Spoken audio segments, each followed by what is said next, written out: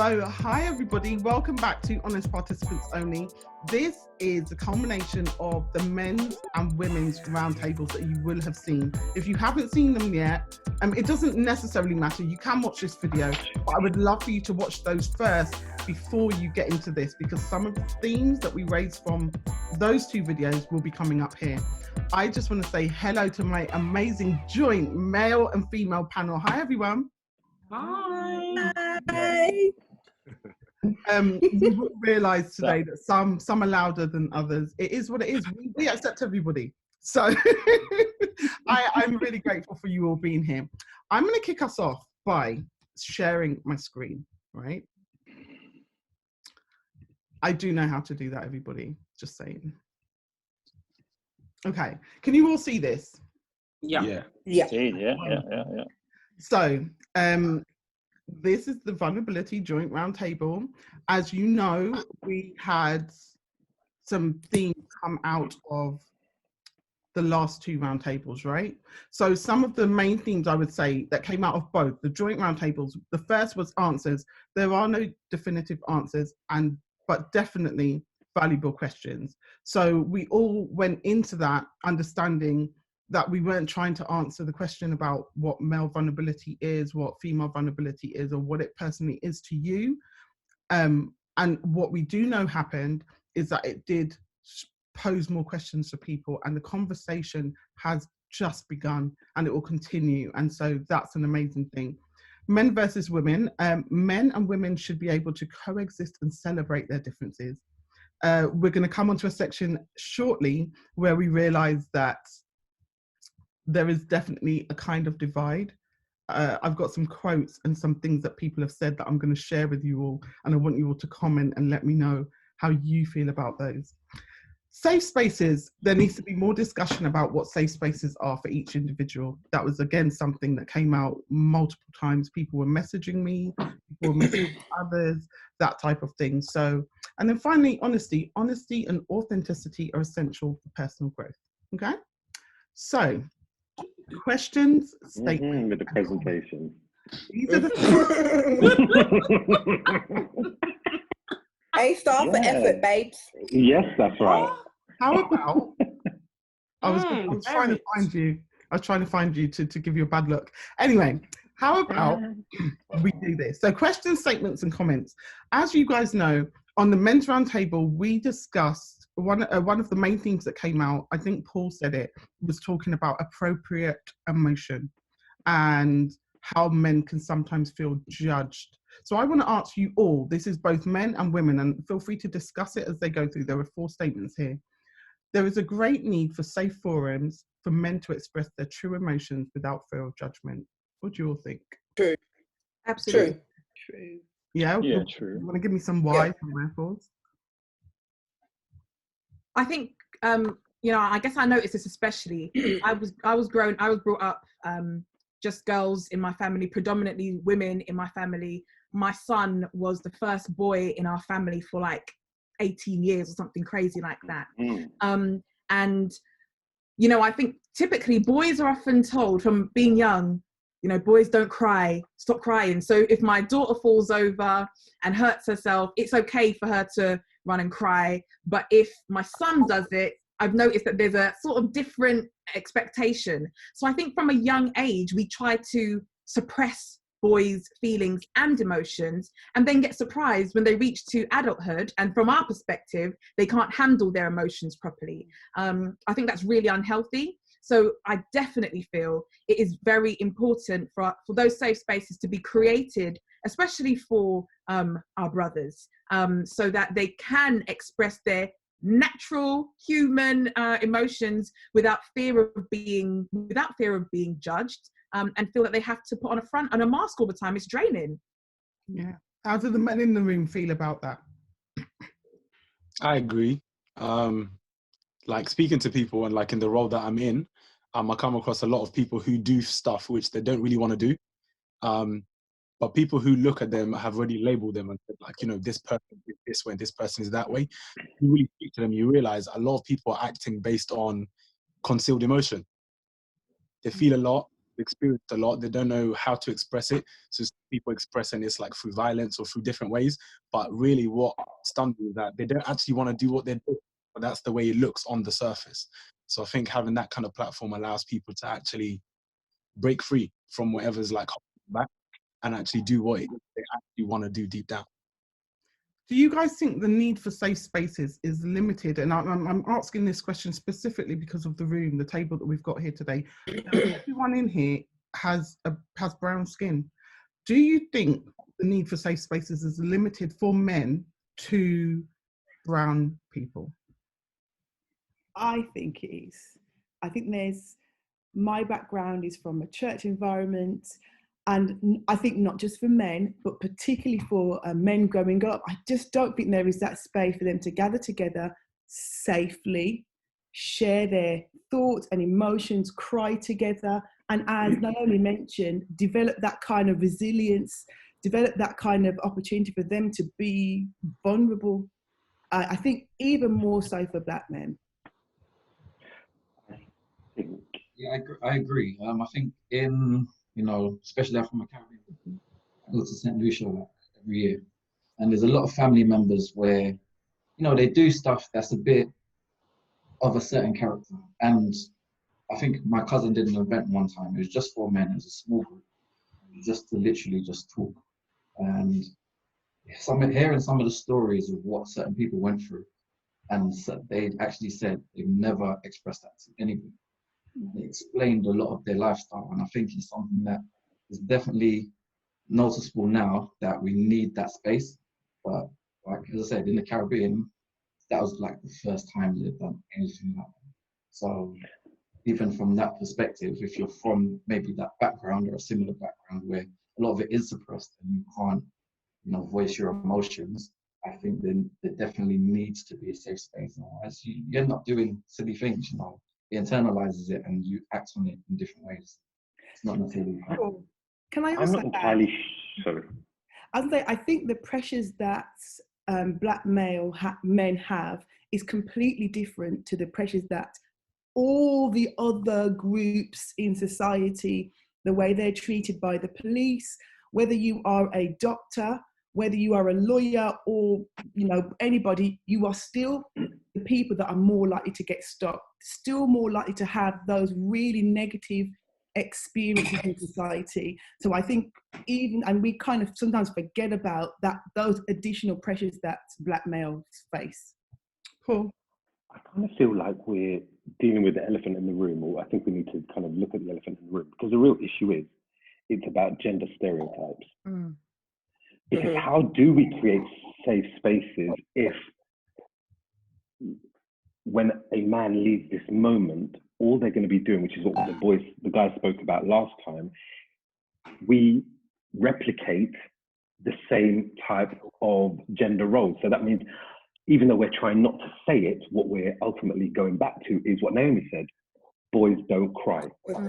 Because that's the subtext of our behavior, perhaps on that scale. So I kind of feel like we need to relook at what gender stereotypes exist so that we can deconstruct and reconstruct how us as men can help the younger ones and how we can develop younger ones to, kind of deal with some of the challenges that we will face. I think we've got to look at gender stereotypes because that ultimately is culturally specific. Eeeevone in New York is going to be different from us here. And us here is going to be different from Ricardo from St. Lucia. Do you know what I mean? It's all very different. And is there a baseline? I think that would be the question I'd ask. Yeah, it's interesting because I was going to mention Shiv as well, and I'm not trying to speak on your behalf, but I'm going to. Being an NYPD officer, so she works as a cop in New York, there are so many experiences I know you've had, and you can then take over from me when I mention it, where being a man is different in that kind of industry, in where you are being a cop, and then being a Black man would be different in that space. And then what, for instance, most recently, you have been off for having coronavirus, but when you initially got really, really sick, you wouldn't take time off because of the culture. Does that make sense? So it's what Paul was talking about. the culture in that thing for these people is different. And so once you start to identify what it means for us in that space, then you can tackle it, Paul. I'll just jump in there because, like, to piggyback off what Paul said and Naomi, with regards to my son and my husband, he's always enforcing, you don't cry, you leave that to your sister Chanel. Like, you need to be a man, it's up to you to look after your sister. So he's enforcing those kinds of ideologies in my son already. Then when it comes to work, it's so difficult for us as Black folk culturally as well, like reinforcing what you said as well, Shae. It's the culture like that's surrounding us is hard. Like, we have to work 10 times harder, number one. Number two, like the Black guys, like as in public, the civilians, they don't have any faith in us anyway. And then you get, you know, taunted like, oh, you're a Black man, why are you doing that? Why are you doing that job in the first place? Because they don't like us. So our Black cops have a lot to deal with. They have to deal with the racism at job level as well as civilians, and there's a lot. And then you go home to your families and you have to be strong for your sons. There's so many things that they have to deal with. As Gail said, it's crazy. They do need that, you know, forum to be able to vent and express their emotions and their feelings. And then still then you have people that are like, you know, why would you cry? Like, why are you letting these things bother you? You need to be able to let it out sometimes, I think. Okay, that's thank you guys so much. The second comment we had was fear of ridicule is an issue, and it's true for both sexes, I believe, just in different ways. How do we feel about that? The fear of ridicule. What do you mean? So I think. What do you mean when you think ridicule? I think what the person meant is if you're being emotional and somebody's gonna make light of that emotion, regardless of why you're emotional, if they wouldn't have that emotion and they're gonna ridicule you for it. Oh, I can jump in there as well. Sorry. So I've had this now. So I'm an angry crier. So if I'm angry, I cry to let that out. In my uniform, I've had a boss that's, you know, you always get one. I went down to the locker room, I'm in tears. I'm like, I can't tell this person which part of the world to write and what to go and do. I can't express that to you, obviously. So I'm in the locker room, I call one of my friends. I say, look, come down here. I'm on the verge of breaking down. I want to hand in my gun. I want to hand in my shield. I don't want this anymore. She looked at me and she said, sorry. Oh, good point. And he's pressing it because he's like, my cousin has a gun. Sorry, I forgot about, we have to carry it out here. Right? I feel safe otherwise. These Black folks, I'm joking. So I'm in the locker room and I'm like, I don't know what to do. I just want to resign. I want to quit. I can't do this anymore. I'm feeling like everything's closing on me. She's a bit smaller than me. She stood on the bench to get at eye level with me. I'm a bit tall. And she said, I don't want to ever see you cry again. Don't make any of them see you cry. It's not something we do. We cannot do that. Like, you, number one, you've got a uniform. Number two, you're a female. Number three, you're Black. You've got all of this against you. Don't ever let me see you cry again. You laugh that off. You get on with it. You go home and you cry. And I wanted it to be a safe forum for me to cry there. But then it's like, you know, you just have to pull your socks up and you think, okay, you're right. I do. This is what I have to live up to. This is what people expect of me. So that was hard. And the fact of it is that she laughs about it all the time. I don't find it funny. I was like at a very vulnerable moment. And she will constantly remind me of, do you remember that time you cried in the locker room? And, you know, like sometimes you still like, okay, you're not a safe space for me either. What do I do? Do you know what I mean? What do you all think about that? This is something that we kind of spoke about on our panel in terms of this idea of some women have this idea of... You're moving your computer, sweetheart, so it's knocking. Okay. We were saying that some women have this mentality that you have to be strong, and you can't show emotion and you just have to get on with it. Whereas some other women are like, well, actually, allow me this space, allow me this time. You know, and I think, Shiv, you having a breakdown at work is a natural thing. It's, you know, being a copper is hard. I could never do what you do, and especially in America where people can have guns, like, scares the kahoonies out of me anyway. And for you to constantly be on the front line, you're already having to deal with that fear constantly. And I think society has kind of given us as women this idea that we shouldn't be showing emotions unless we're at home with our family. And I don't think that, you know, I think you know, have every right to break down and cry. Yo, I've cried many times in front of my students. I'm kind of known for crying in front of my students. Wow. But it's because I want them to know that it's okay. It's okay to be emotional. You know, when they pass their exams, results day, I'm there bawling. Last day, I'm bawling. Because I want them to understand, I want them to know that being an emotional person isn't a bad thing. Crying isn't a bad thing. You know, you should be okay with being able to express your emotions. We're not going to stay on this very long, but I just wanted to bring back a point that was made in the men's roundtable about that, because I thought it was such an important point, Paul, just giving you some props there. It was about appropriate emotion, and it wasn't about suppressing emotion all of the time and releasing it all of the time. It was about that balance of knowing when was okay and when was enough, and when to, and I think Cheryl made it on the women's panel as well, when to understand the impact that having that emotion at that time in that place is gonna have. Okay, let's move on to the next one because I've got a couple to get through. Can I just say? Yeah. That appropriateness is like gender, it's complex, because I think it takes into consideration our cultural norms. How appropriate is it? And we learn about the appropriateness of demonstrating our emotions in part through our cultural norms. So culturally, Siobhan, it may not be culturally appropriate for you to cry within the role, but the concept of crying at work may also not be appropriate, but it might be more appropriate for Charlene, who is able to share in joy, for example, and express that emotion in her work. So I think it's culturally as well, you know, in terms of organizational culture, but also then you start thinking about our culture in terms of where we're coming from, because the way that we were brought up in two different ways. One was when we were kids, and the other one when we were teenagers. When we were kids, listen, licks was flying like nothing, and we cried even when we were told off.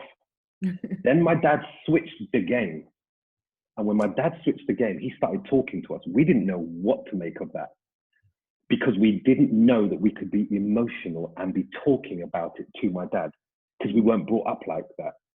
And so I think there's also that cultural part, because my dad was like, he didn't cry in front of his parents. That's not what you do. So we're having to relearn what appropriate demonstrations of emotion really is. And I'm not entirely sure that that is an easy moment or conversation, because I've got to do so much self-work on me to understand where that's coming from before I can even start creating safe space. Because even if we think about some of our backgrounds, I don't know who's church, who's not, but church is not entirely a safe. But there is an illusion that it is an automatic upbringing that no church is that safe space. We learn that it's not, perhaps, and I know that's my own personal experience in my circle. We learn that it's not through actually some negative experiences. Do you all find the same thing? Yeah, totally. I know that two of you here, so I know that Kezia and Naomi, you're both PKs, pastors' kids. Does three of us? What about me? Three of us. Finally. You've been raised against machine all your life, so I just gave you what you wanted.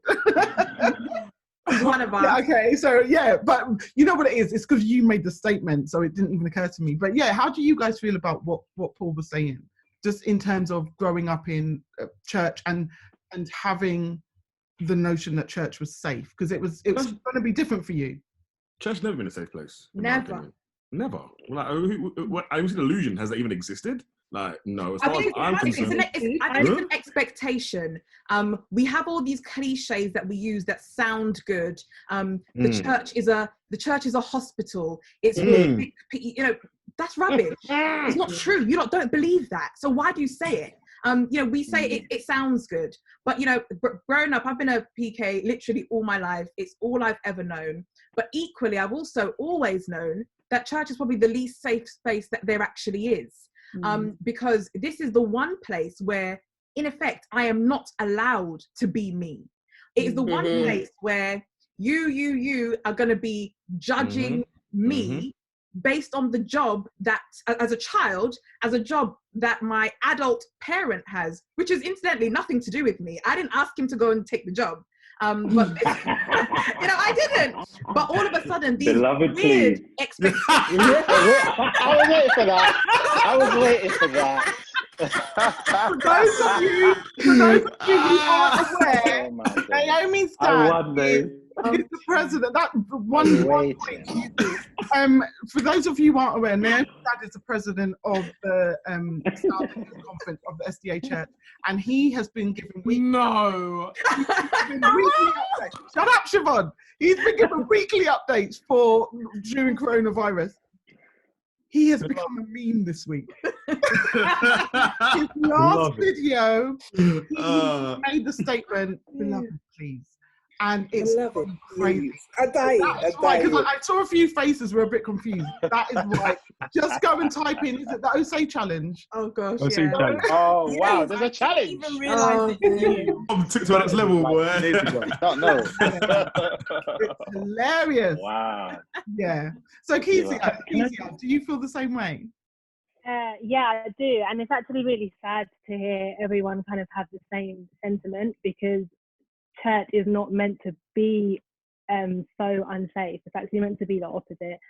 And I don't think it's necessarily about Christianity as a religion. I think it's about the people in it who are Christians, but I think they're also worried about being vulnerable. So there's an expectation that everybody kind of has to live by. And I think if you're not meeting that expectation, which I don't think is really true doctrine, but whatever, if you're not living by the expectation, then there's the fear of being ridiculed or shamed or criticized. So because of the implications of not doing what you're meant to do, it means that everyone's always looking out to make sure that A, other people are up to scratch, and B, are also protecting themselves by criticizing others. So it's a bit of a vicious cycle in church. It's a shame. I really hope that the culture of church starts to evolve. I think as time goes on, a lot of the younger churches are starting to recognize that humans are human, and therefore are never in a place where they're complete and finished. But I think some of the older generations struggle with that notion. So yeah. Can I just say, when I raised that point about church, I used it only because, not to church bash, which frankly I would, but it was largely because for many of us people of color, religion, church, Christianity, whatever it is, has formed the basis of our gender identities. Yeah, definitely. And that is what has to be deconstructed, because anybody that doesn't fit into the hierarchical, patriarchal kind of view, I mean, if we were going to go, many of us have lived based upon our parents in the same kind of gender roles, where the man goes out to the work, the woman does the cooking in the house. But this new generation that is evolving, even from us, it isn't just that, but many of you that are married might even be replicating the same gender stereotypes. And so with those gender stereotypes, how can I not just continue to play the natural role that is attached to that? It's almost like the deconstruction has to be so much more than just talking about be doing something different, you know, because we're living in a different kind of way. So it's a bit of a mess, really. Before we move on to the next one, I just want to point out as well that what I find interesting is that we're talking about different denominations and the same experience, because Kezia is not SDA. Simone, I don't know if you grew up in church, or, you know, I don't know, Ricky, if Simone did. They're not. But they're not SDA backgrounds, and so this is actually a general thing. This is actually about, and this whole show isn't about Christianity at all. It's just something where we all we find a connected experience. You know, it's just really interesting. Okay, let's look at the next one. This was, somebody said, there's a recurring underlying theme: the huge importance of emotional intelligence. Are we ever complete? You know, it's interesting because nobody ever, in all the years growing up, it's not until you're at uni or later in your life when people talk about emotional intelligence. They'll talk about spiritual stuff, they'll talk about your physical being, but nobody ever really talks about having an emotional intelligence and what that means. And to be honest, I'm saying the word, but I don't know. When you say, when you use the word emotional intelligence, what are you referring to? What does that mean? I was going to ask that question. I was going to say, you know, what exactly is emotional intelligence to everyone here? Because I've heard it as a buzzword or buzz phrase for many years, but never seen a concrete definition of what that actually is. So, you know, is anyone, Shae, anyone else? It's kind of complex because I think that's the thing about it, encompasses so many different things. So it can be in terms of like appropriate tone, intonation in your voice, how to interact with people. It could be about exploring. It could be about exploring certain ideals or portraying certain things, or being mindful of how someone else feels, being sensitive. I don't know. It's a very big question. I think it's like one of those things. Even like trying to explain it, I thought, well, I understand what this means. But actually, as I try and verbalize it, it's not that easy. So, but like, the dictionary definition says it's the capacity to be aware of, control, and express one's emotion, and to handle interpersonal relationships judiciously and empathetically. And that's, I think that's what I believed it to be as well, in application to different situations. But I also think I want to add something, as you guys speak about it, I want to add something: emotional intelligence and emotional maturity, because to me they're different, and they require, they're required. They're both required. I think emotional intelligence, understanding certain things about people and empathetically getting it, is different to being able to act in an appropriate way, which is where the maturity comes into it. So sorry. Simone, I think you were going to say something? Yeah, I was going to say, so I have 5 children, and they... She looks 12, doesn't she, everybody? Right? Thank you. And this is actually brought up for me the fact that they have taught me so much when it comes to emotional intelligence. They are actually very aware of their feelings.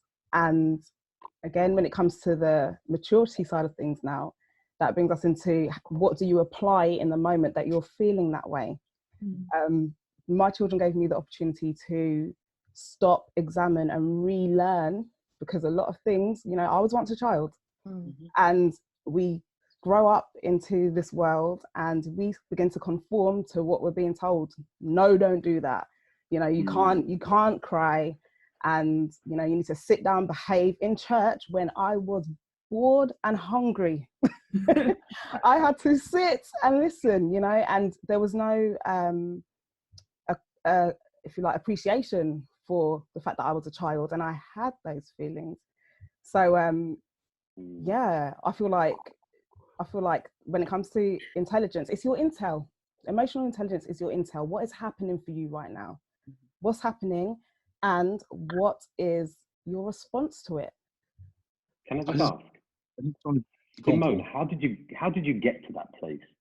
So you come from this moment when you're being brought up in a very specific way. I don't know if you're first generation in the UK.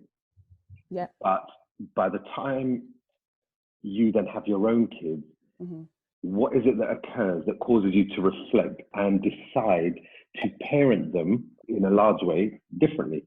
Okay, so Excellent question. For me, it was the fact I had come to such a frustrating place in my life. So a little bit of background. My mum wasn't in the church to begin with. My dad's parents were pastors in the church. And so I lived with my mum most of the time. And she had the house parties, the live vibe. We, you know, we could dress how we like, we dance how we like, you know. And then on the weekends and school holidays, I'd be at my grandparents' house. And it was a completely different environment, okay? Even down to the way the house was, like so much order, organization. You became a totally different person. The pros to that were that I was able to have some quiet time. So I have 6 siblings. So the house was full all the time and you're always dealing with everybody else's stuff. My grandparents' house gave me a time to have that downtime, the time to start recognizing what I liked in comparison to what I didn't like. And what I found by the time I got into my teens, I realized I'd been playing all these different roles for different people. And I knew nothing about who I was. I could just be blown with any wind that came. And that, in that realization, for me, I had to ground myself. It was like, okay, Simone, seriously, who are you?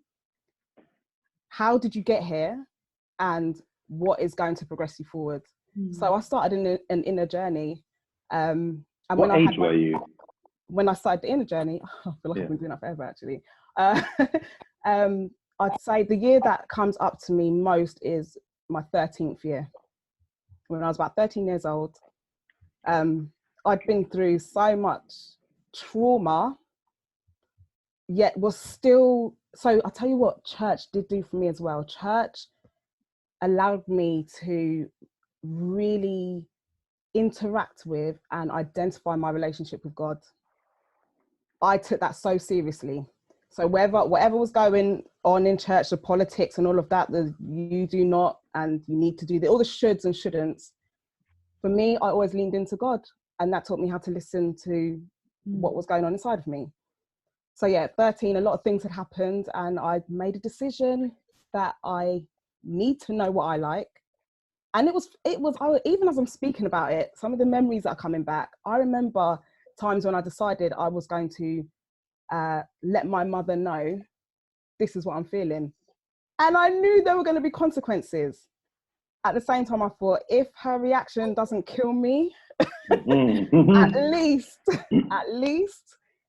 I can, you know, analyze her reaction and my response and step forward again another day. So then when it came to my children, and again, another really important part of my life, automatically I had behavioral patterns in my mind that when a child says no, discipline is to lick that child. That child needs smacked straight away. Although the feeling of distributing that discipline, and I'll say discipline because for me now, discipline is very much about showing someone a new way of doing things, right? So yeah, it didn't feel good. So I started to examine, what do I like feeling in the situation? If my child does something wrong, then what would I like to communicate to them? You know, what's a better way that I can respond? So, yeah. I love that. Can I just say, like, in terms of like emotional intelligence, I think something that is really, really important is analyzing what is your background. What's your baseline principle that you've been built up with? So let's say if you, for example, you're in a household where you're kind of taught you work for everything and life is very much about cause and effect. You work for something, you get the result. When you're brought up with that mindset, if you're to walk on the street and you see someone who seems like, you know, they're homeless or they're poor, your mindset is thinking, what is it that person hasn't done that they've ended? Somebody else might be brought up in a household where it's more so of, we need to work together, we need to push each other, and when we push each other, everybody gets to win. That same person might come and be found on the street, but guy number 2 might look at him and be like, "Ooh, how can I help you? What has society not done for you that you've ended up like this?" Right? So I'm not really saying that any of them are better, because the reality of the matter is, in terms of the line of work that I do, I know that there's times when I need to simply realize you're upset and help you. But there's also people who I need to know you well, realize, you know what, I need to be hard on you right now. But oftentimes we look at emotional intelligence as in, I'm able to read your emotions. Sad, I realize that my emotional intelligence is good. Let me help you, or let me just appease you. But most times we just end up putting a plaster on a wound. We haven't really found out why are they really sad. Maybe they're sad because they feel as if they're not fulfilled in life. So you actually patting them on the back and tell them it's all okay. They're just bound to cry again soon enough. Isn't that where emotional maturity comes in? Knowing, so the emotional intelligence is about understanding that they are feeling sad or that they're having an experience. Does the emotional maturity then come in where it's knowing whether to just be there, support them, whether to take action, whether to, you know, that kind of thing? What do you think about that? Maybe Enoch, you haven't said anything for a while. I want to say something, because when it comes to emotional intelligence and emotional maturity, there's two different things there. Because how do you then gain the intelligence element and the maturity element? And I forgot her name. Cheryl? No, Simone. With the flowers behind her. Flowers. The flowers. The flowers in the background. Basically, what she mentioned was she started looking at things slightly different at the age of 13, and I'm looking at it.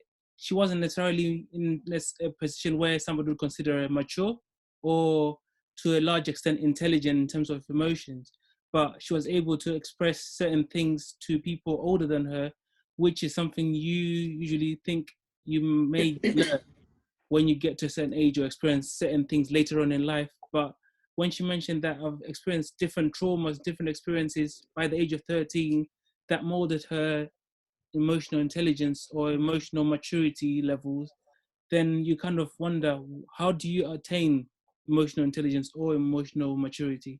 I think that's my question in here. Because obviously, most of us here were adults, so we look at us and say, we might turn around and say, actually, I'm emotionally intelligent, I'm emotionally mature, but then you're put in a particular situation, you might not be able to handle yourself, because let's say you're put in a position to say, look after somebody who's been bereaved, and then you think, actually, I've never been in a position to be that sole person who people can go to and say, I need your help, I need you to kind of support me in this situation. Simply because you've never been in that situation doesn't mean you can't necessarily look after yourself. But I think... And it is interesting because actually being emotionally intelligent doesn't mean that you can handle that you can't handle all the situation. It doesn't mean you're fully aware, and it doesn't mean you don't get scared or concerned about how you're going to approach this. The intelligence comes perhaps when you have an awareness of the way your actions may impact the situation. So it's not actually about knowing the answers or doing something, and then the actual taking the action might be about the maturity bit, where it's like, actually, do I care about how this is going to impact the person, or is this about me, or is this about them, or something? But I also just wanted to quickly add before we move on to the next one, if you meet Simone's eldest daughter, you will be blown away. The first time I met her, we sat and I think we spoke for three hours or something like that. And she was telling us that she was going to leave the country and go and do all this work, and I was like, no, you need to stay. We need people like you here, and you don't get that from me often. She blew my mind, and I would attest that to Simone's change in approach and decision to teach her children through action, through love, through conversation, through, and that's not always going to work. Not every child you're going to be able to sit them down and talk to. I'm going to be honest, but she's amazing. Make sure she knows I said that again. Okay, next one. Can I just ask? Yeah. Would men have gone through the same kind of journey? Very good question. Simone was 13. Yeah. At 13, what the heck did I know? I did not know my own self. I was laughing and joking and hiding behind my mum's skirt still. Like, what did I know? I don't know if I'd have had the wherewithal. Could you imagine me telling the Dr. Reverend, oh yeah, this is how I feel? my teeth would have been behind somewhere.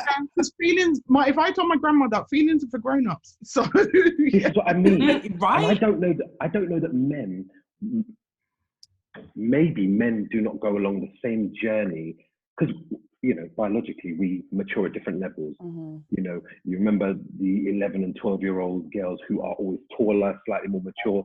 The boys are still laughing at Willy and Bum Bum, like, you know, at that age. I mean, I know some grown men who still laugh. So I wonder when that occurs for us. Because as men, but you have more obstacles. Males have more obstacles to face. Do you know what I mean?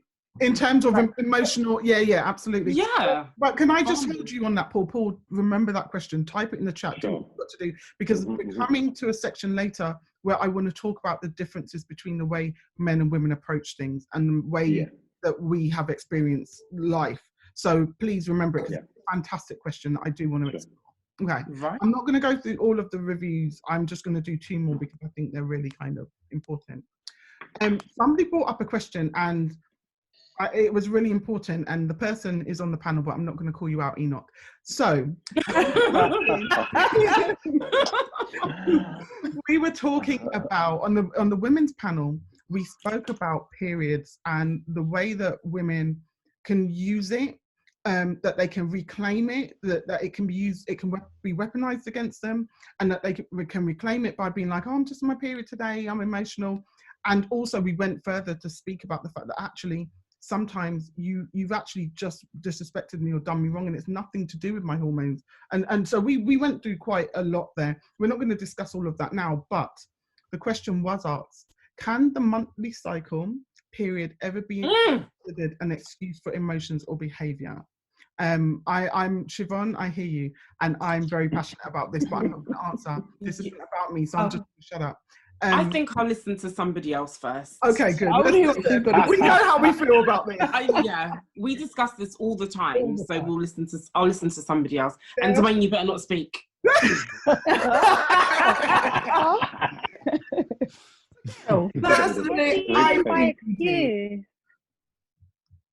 What happened, Gail? What do you mean by excuse? So the kind of that whole I'm on my period, or someone saying to you you're just on your period, you'll be fine tomorrow, you'll think differently, it's the emotion kind of excuse, you're emotional because of this factor that is not about you controlling your own thoughts, feelings and emotions. It's that might be a reason though. Yeah, it might be a reason. Like it could just be that because you're on your period, that is why you're moving mad. Like it might be a reason. It's just when it comes with it's the negative association with that's the problem. Like because your things, like it's like if you were physically unwell, you might have a headache, and because you have a headache, you're being annoying. Like it is an excuse. It's a valid excuse, and it's fine. Like it's just the fact that it's the weaponization that's the problem, rather than it being the explanation or the reason. I think that's the. And that's the thing. Is it an excuse? Is it an excuse or is it an explanation? I think if we change the excuse to explanation, I think it then becomes a completely different ballgame. You know, if I agree with that. You know, actually, I'm just letting you know that I am on my monthly cycle, which means I'll probably be a little bit more irritated than normal. So I'm just letting you know it's up to you what you then do with the information. I'm not excusing my behavior. I'm not blaming it on my period, but I am going to let you know that because chemically things happen in my body during that time that I have no control over, and I can maybe actually at that particular time. We lost her. She'll be back. She'll be back. I don't want to say sorry, my wonderful connection. Shut up, Ricardo. Sometimes, like, we don't want to have to work harder at controlling our emotions during our period. Does that make sense? And it's not an excuse; it's an explanation. And this is is the same. No, okay. hold on, Dwayne. Let me just jump in. And we're coming to the men in a moment. Honestly, I want the men's perspective on this, but first, let's get this. This is something I always say. I speak about the difference between reasons and excuses. A reason this is a factor in why this is the way it is. An excuse is, I am doing this and you have to accept it because, right? So if you giving somebody a reason, they can still make a choice about. Now, my problem with the whole I'm on my period, needing to offer you that excuse is that you think every time I'm on my period and I don't agree with you, it's because of my period. And I think that is where offering that excuse and the intelligence. I'm hearing some kind of feedback.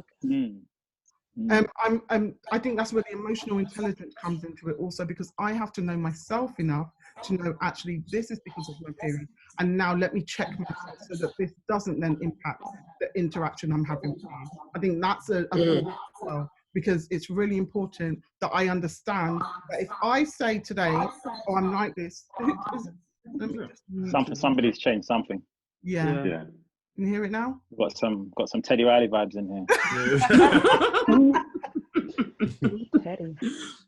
So if I say, I don't know who it is. I don't know who, what, It's gone now. It's gone. Every time someone did it. Someone did it secret. When I speak. Yeah. It stopped. Go again. I think it stopped. Okay. I think it stopped. If every time I say I'm on my period, men, women, because it's not just about men. I don't think we're talking about men using it. I think other women can use it to say, oh, this is what she's like on her period, or my mum worse. Be like, you've always been. I think people can then use it as an excuse to not respect what you're saying, whatever. So I wanted to put that out there before I pass it on to the men, because I really think it's important that we understand how men's perspective on it and how they feel. So Dwayne, what were you going to say? No, I was going to say, kind of, bro, I can hear that too. Yeah, somebody's. Okay, everyone mute themselves on Dwayne for a moment. This is going to be great TV. Anyway, yeah, go on, Dwayne. Oh, wow, no pressure, all of that. Now, I'm kind of what Kezia's saying in terms of it's a contributory factor. So let's take away the period bit, because that bit can get a man shocked real quick. But like, say, like, example, okay, so when you hangry, for example, hangry is a good one. Nice, simple, everyone gets hangry, safe across the board, right? So if I'm always angry and I'm hungry, I'm miserable, that's a contributory factor to any response I might have in a moment. So if we were to have a debate or argument, my feelings are going to be exacerbated by my current physical condition, right?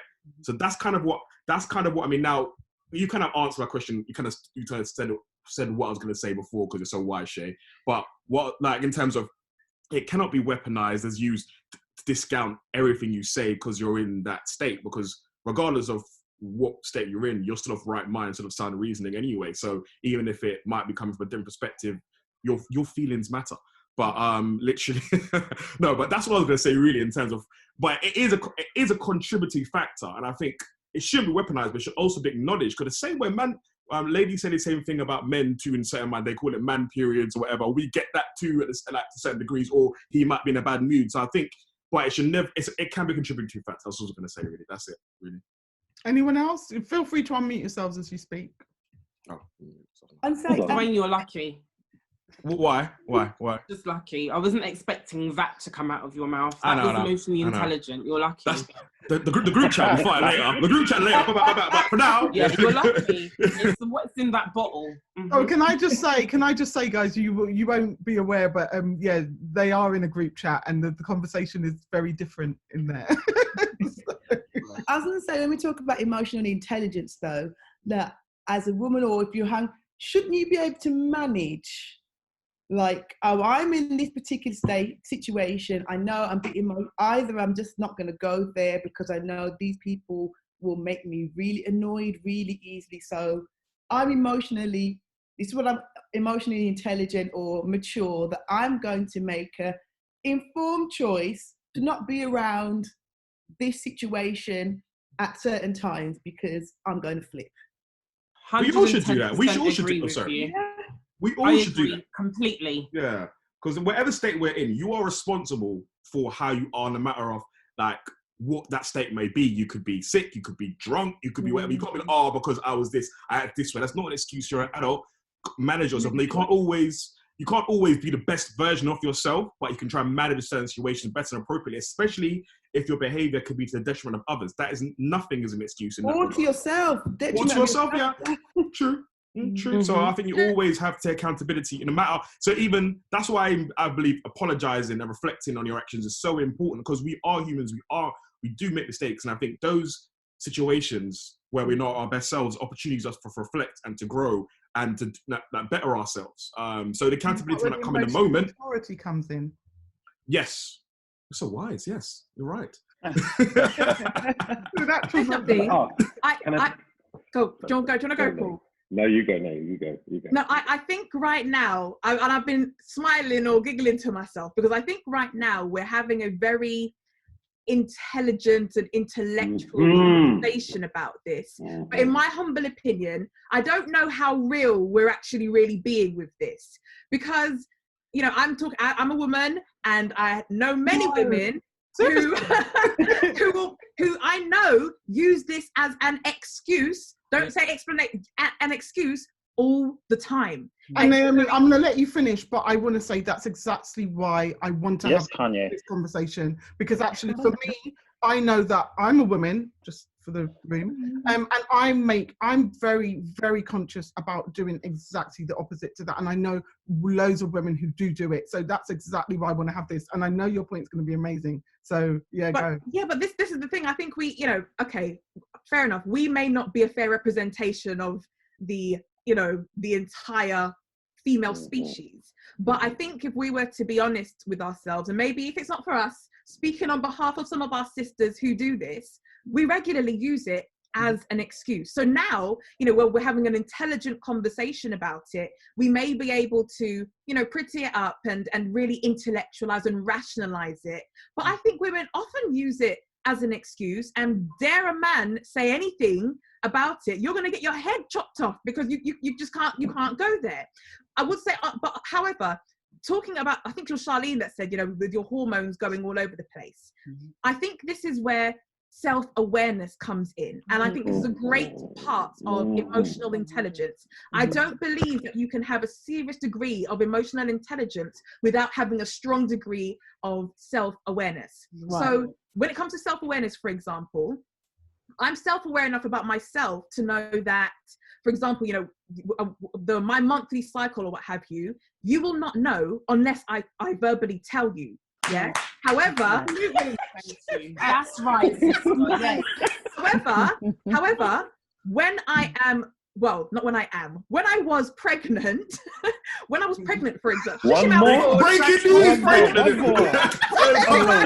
Three, Lord. Three. No trouble. Yeah, but seriously, when I was pregnant, I was an emotional wreck. So I could be sitting down at the TV and an advert comes up about puppies and I am in floods of tears. But, Paul, you've known me for probably the longest of everyone on here, then probably followed by Shae. You lot have probably never seen me cry unless you've been to a family funeral before.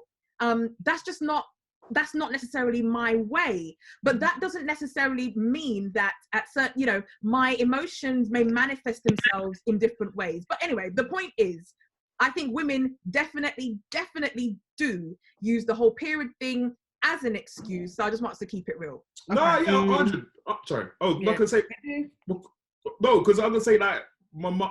I'm actually not saying that I love her, but I live with mum for a long time. I'll never say you mad. I'm still alive today. I've never said that, but I've lived with my mum. I've worked around a lot of women in terms of what the roles I have in terms of like social care. Obviously, a lot of females. Obviously, in terms of I worked in schools. I used to work in a delicious magazine, stage magazine situation. So you see a lot of dynamics in that regard. But I think whilst you might observe it, I agree. People you never would say it like to them anyway. You might say to man them like on the slide, but you wouldn't necessarily. Like, I'm being real. You would say it because that, but you wouldn't actually say it. But I'll let someone else speak on it because I don't want to die. So go on.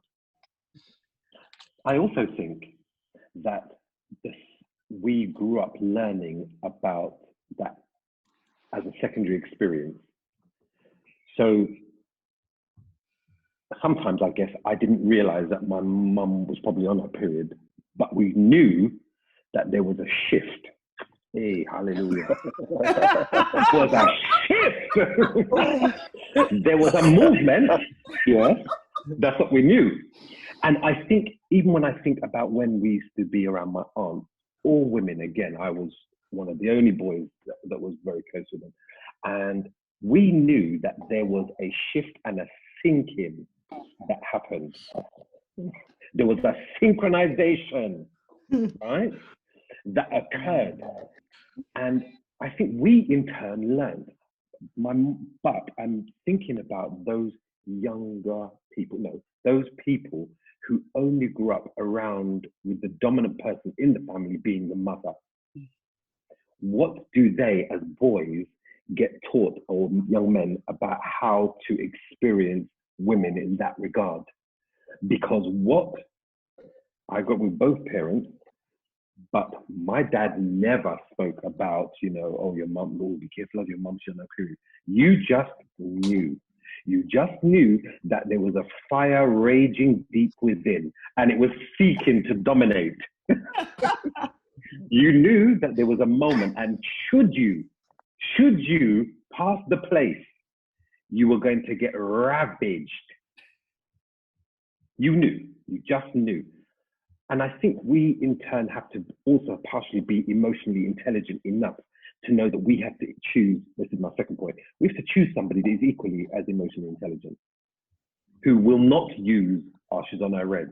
She won't use it as an excuse constantly, but will be able to understand, knowing that for the next 4 days, boy, I might have to blink.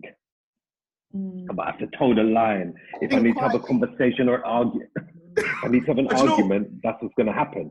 But that, I don't know how common that is, and I don't know how reasonable that is to expect a guy to do that. I don't know.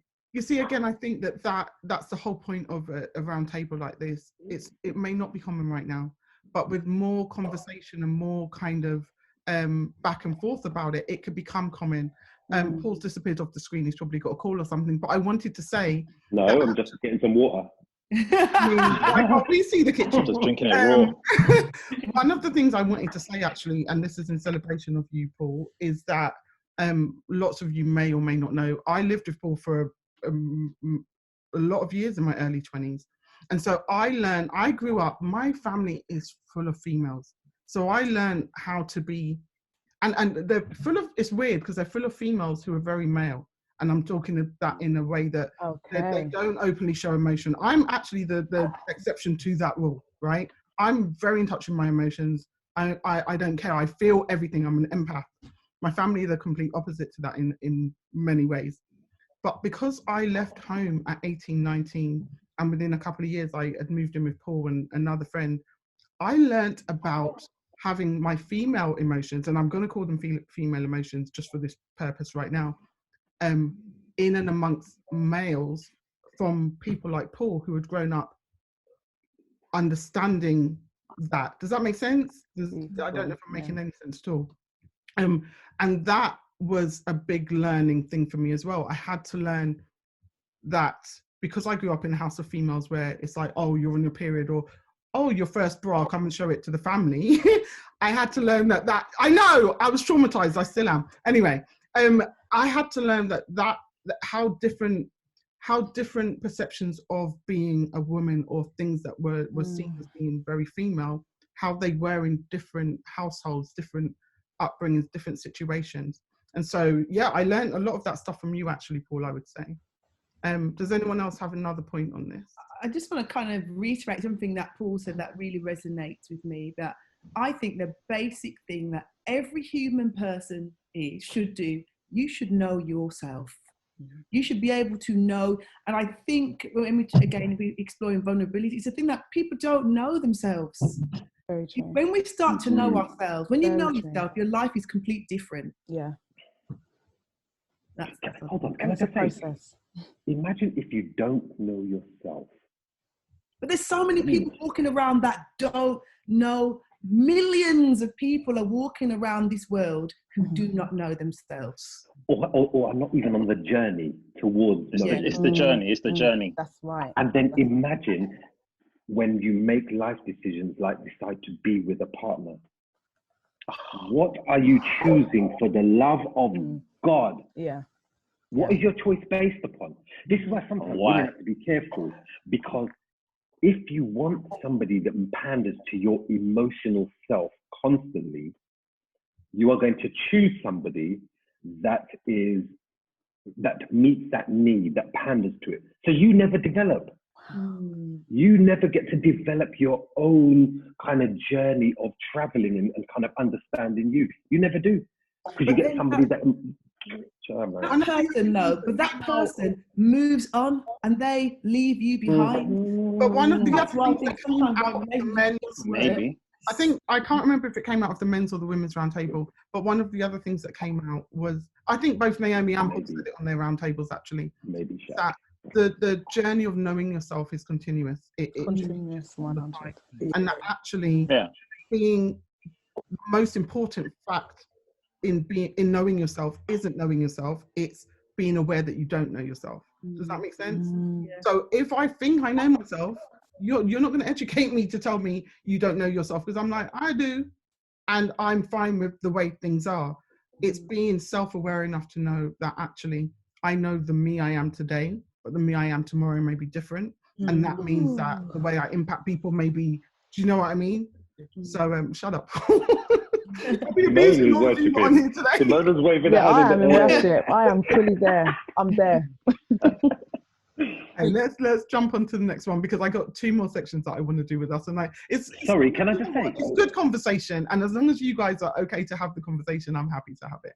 Sorry, can I just say? Yeah. Shach said the word maybe. Yes. I want to know what that was.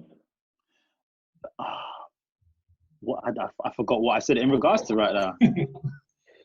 Gail had spoken about that. Yes, that person will often kind of I was just saying that person, she was saying that person will go off and leave you, and I'm thinking maybe they might stay because it's comfortable for them, because often 2 people come together because they're a match in terms of their traumas, or in terms of their negative sides, or in terms of the parts they don't know about themselves, or the parts that they don't want to know about themselves, that they want to keep hidden, and they select, and then they're complicit. Both are complicit, consciously and unconsciously.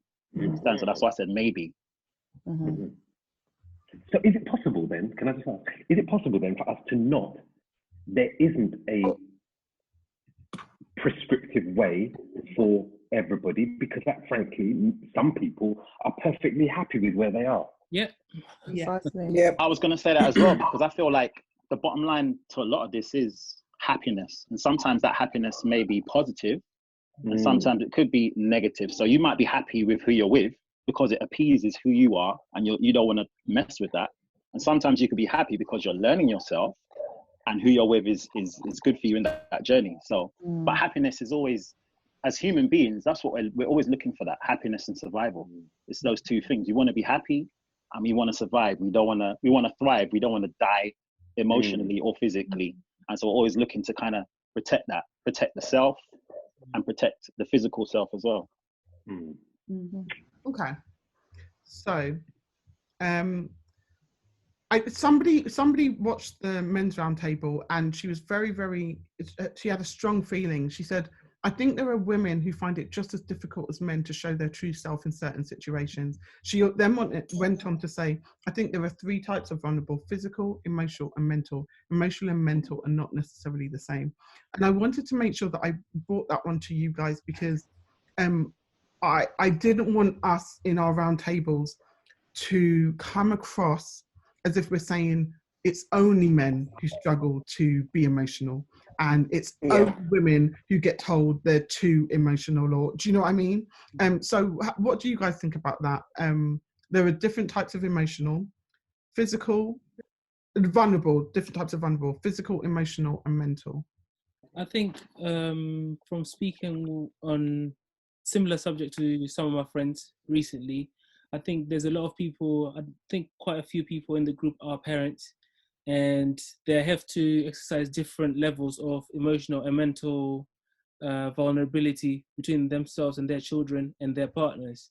Because I don't know the relationships with each one of your partners, but it's one of those where when it comes to your children, your focus tend to be the brave one, be the one who's there emotionally. If they're crying, you're the one hugging them. But then mentally, you have to try and have a different mindset in the same situation, also with your partner or with other people within your family. So I think, like you said, there is the different stages within that vulnerability element that have to be addressed individually. And I think it's hard for people to actually sit there and say, okay, this is my emotional state, I need to address that. This is my mental state, I need to address that. Some people just bundle it together and just say, okay, I'm on the boat, whatever way it rocks, I'll go. Instead of just saying, actually, I need to address different elements of my being separately. What are we saying is the difference between the mental state and the emotional state? I feel like there would be some. Okay, yes, I don't know. I feel like there's overlap there, so I'm interested. See, I see Paul going to Google. I would do the same if I was to speak to you right now. Yeah, I feel like there's definitely an overlap, or maybe they're the same, or maybe there's an overlap between the two. Because when I think mental, I guess I think mental health. And something that might send someone, you know, maybe into a position where there's particular drugs needed, or there's depression and things like that. And then emotional, I guess we're thinking of maybe crying or anger or different types of emotions in that range. So I'm interested to hear if anyone's got opinions on if there is a difference. I would have thought that mental referred to the types of thoughts you had, and maybe the state, so like your self-esteem or your state of mind.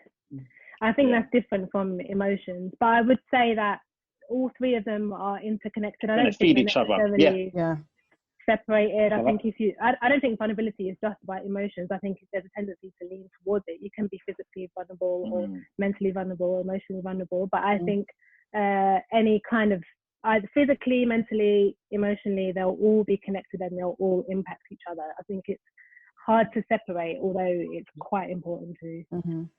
One thing which I've seen personally, like in personal training and working with people, like in just like in kind of like counseling people about issues that they bring. One thing I've seen is 90% of my clients were female.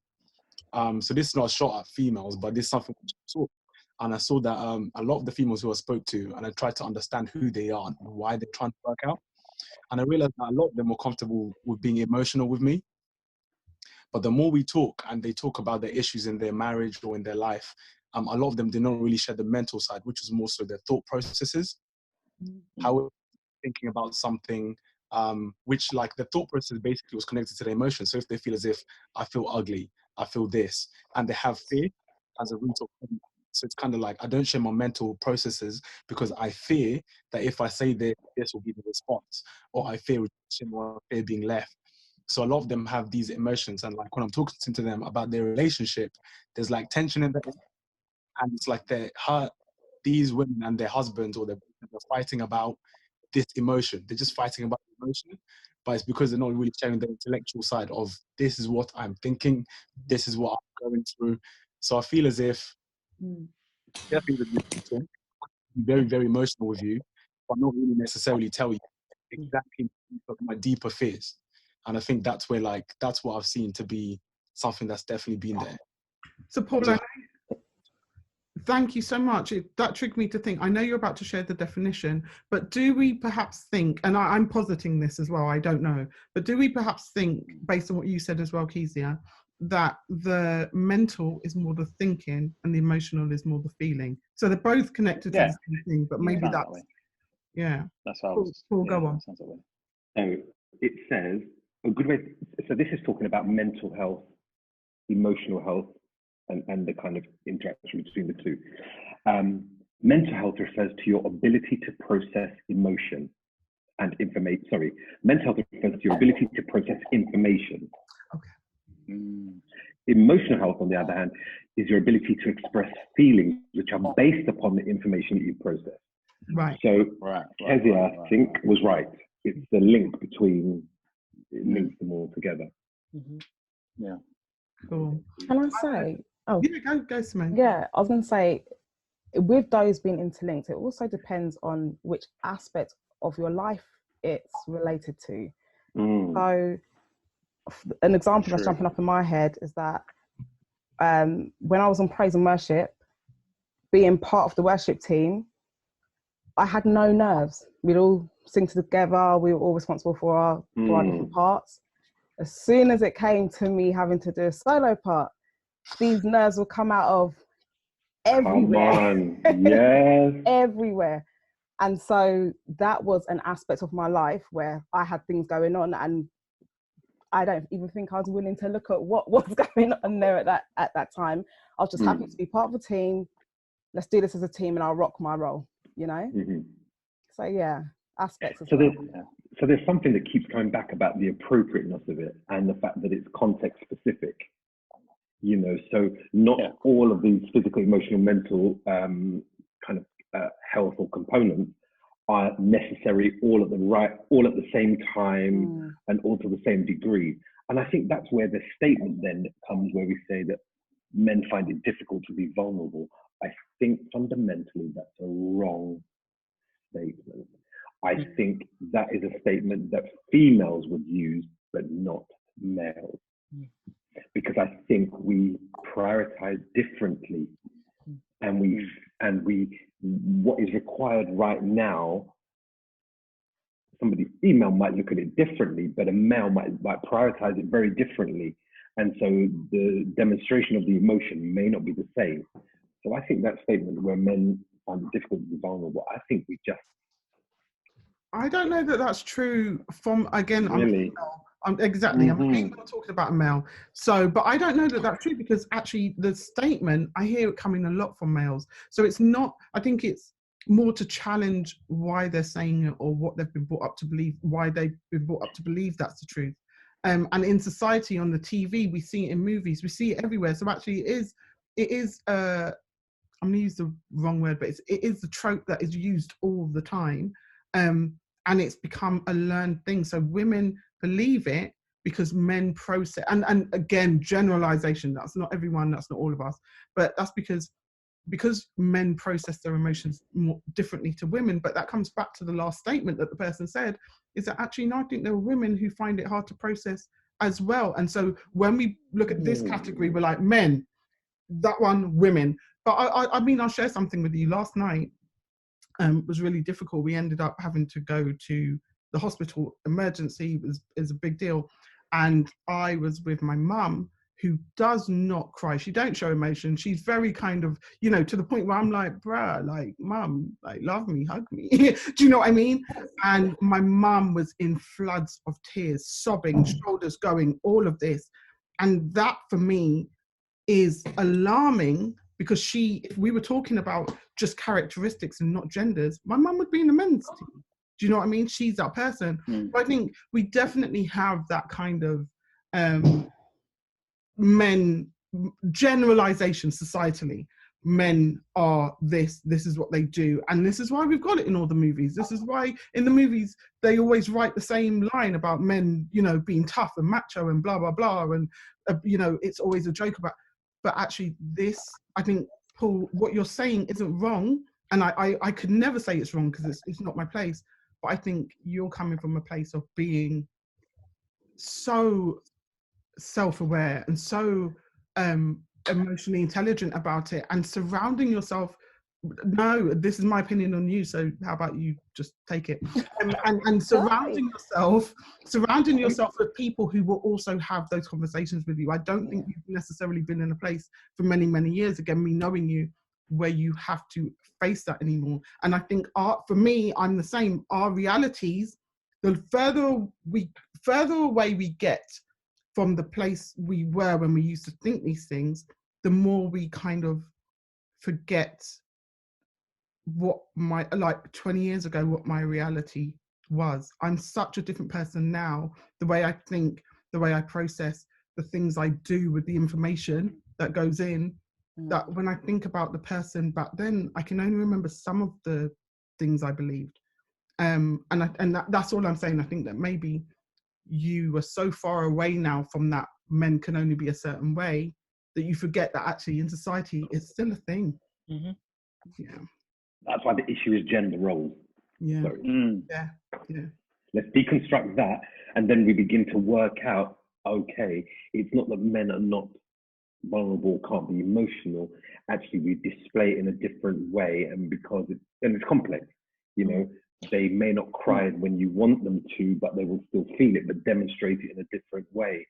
And I think if we can give permission and space to that, which I know is difficult when you're in a relationship, but if we can give space and permission to that, you kind of get a different outcome rather than this is the way. I was going to do a section where I give you guys some scenarios and I ask you guys your opinions on it and everything, but I don't think I'm going to do that because the reason it's going to take me to a part where we look at how differently you all approach, men and women approach the answer, the responses to them. But I think actually I would much prefer, with your guys' permission, I mean, you're here, so you have to do it, unless you just log off and I'm just sat here by myself. I would much prefer for you guys to tell me what you think, how you think we can challenge the gender perceptions that Paul's speaking about. Does that make sense? So we've been speaking a lot about the what's and even the whys, why we've grown up to believe this thing, what it is we've grown up to believe. But now I want to start thinking about the how. So people that are watching and people who are considering their own vulnerability and their own vulnerability within their gender role, whether it's in their family, in society, in their own heads, how have you guys started to challenge it? A little bit like what Simone was saying earlier, or what might you say to people to kind of start to get them to think about how to challenge it? Because like I said, Naomi was exactly right. We are having an intelligent conversation here, and we are in a really privileged position. But in real life, what would we say to someone who was just talking to us in passing? I think it's about trying to break those cycles, isn't it? You know, for me in my classroom, I'm very conscious of creating a safe space for both genders, male and female, to be comfortable to express how they're feeling. This year I had a boy in year 11, so he's 15, 16, who started to act out a little bit more. He was answering back a lot and being really rude, and that wasn't him. So I kind of shouted at him in front of the class, cussed him out, and then told him to come back at lunchtime. And when he came back at lunchtime, I put the kettle on, I made him a cup of tea, because tea solves everything. And I was like, okay, what's going on? And he was like, nothing, I don't want to talk to you. I was like, all right, we'll just sit here then. And I sat with him for about 20 minutes in silence. And then suddenly it was like he just had verbal diarrhea. And he was like, well, this is going on at home. My mum's ill. This is happening. And then, you know, he started to talk about he was having an eating disorder and he hadn't eaten for days because that was his way of kind of taking control back. So it's about trying to create spaces and just trying to change the idea of gender roles and men not speaking or boys not speaking, you know, and I chose not to force him to speak. I literally was like, okay, well, I'll just sit here. I'll sit here because I don't think your behaviour is a true reflection of who you are. So something's going on. When you're ready to talk, let me know and I'll be here. Okay, this is surreal because Charlene's picture's still going, but she's finished talking. Has anyone else got anything to say? I don't know. I think it comes down to this thing about encouraging people to get to know themselves. Whether that's, you know, you go into some talking therapy, because I think we are talking, I can control myself. I can't control anybody else. I can control myself. That's the one thing in this world that I have the power over. And if one person knows themselves, 2 people, 3, and the cycle continues and we start to really be honest with ourselves, then we're creating a wave of people that are honest, a wave of people that are open, a wave of people that are, when you express your feelings as a man and you start to cry, because I've unpicked my emotions, I can have that self-evaluation in my mind that this person is going through something. I need to allow them to express that. I'm one less person that casts judgment. I'm one less person that creates an environment of shame. Mm-hmm. What's the how though, Gail? So I absolutely understand what you're saying. I agree with it personally as well. But if you're saying to someone about knowing themselves or allowing other people to find that space, what is that? What is the how? Where might they start? But I think I think things like talking therapy, going to counseling, to just really unpick all of those things. People think that only people that have been through massive traumas in life are people that should go to counseling. I think every person should go to a safe space where they can talk with no judgments, and nobody's not even telling you do this. They're just there to listen and say, how about this? Why did you think that? How do you... Just to go through that process is one of the most liberating and freeing things that any human being could do. And I think it starts you on a really powerful path of self-discovery, of who you are, what you like, and why. So I would encourage people, talking therapy, counseling, or whatever, to start that journey. I'd follow up on that, Gail, because I do talking therapy. And I think that the premise of my role in terms of challenging gender, anything actually, challenging anything about anybody, is what Gail mentioned. So just being curious about why. So someone might say something and I'd always follow up the question is, oh, well, I'm just curious. How did you get to that conclusion? Why do you think that way? Rather than directly saying, I think what you're saying is wrong, or giving advice.